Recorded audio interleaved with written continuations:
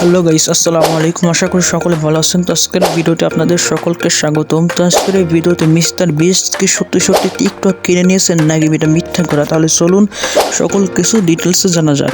Mister beast TikTok বায়োতে লিখে রেখেছে new CEO of TikTok. এবার চলুন তার মুখ থেকে সত্যিটা শোনা যাক। This is my lawyer right here. We have an offer ready for you. We want to buy the platform.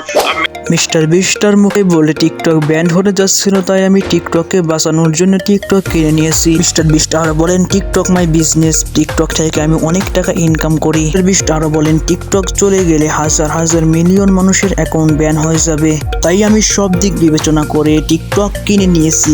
আপনাদের যদি বিশ্বাস না হয় তাহলে আপনারা মিস্টার বিস্টের অ্যাকাউন্ট থেকে ঘুরে আসতে পারেন। মিস্টার বিস্ট এই সম্বন্ধে অনেকগুলো ভিডিও বানিয়েছে, এটা আপনারা পারলে দেখে আসতে পারেন। শুধু তাই নয়, বাংলাদেশের অনেকগুলো নিউজ চ্যানেল যেমন সময় টিভি, আর টিভি, এরকম বিভিন্ন রকম নিউজ চ্যানেল এইগুলো প্রচার করেছে। তো বন্ধুরা, আপনারা যারা জেনেছিলেন না অবশ্যই তারা জেনে গেলেন মিস্টার বিস্ট সত্যি সত্যি টিকটক কিনে নিয়েছেন। তো বন্ধুরা, আজকের ভিডিওতে এই পর্যন্ত। সকলে আশা করি ভালো লেগেছে। তো অবশ্যই ভালো লাগলে সাবস্ক্রাইব করতে ভুলবেন না।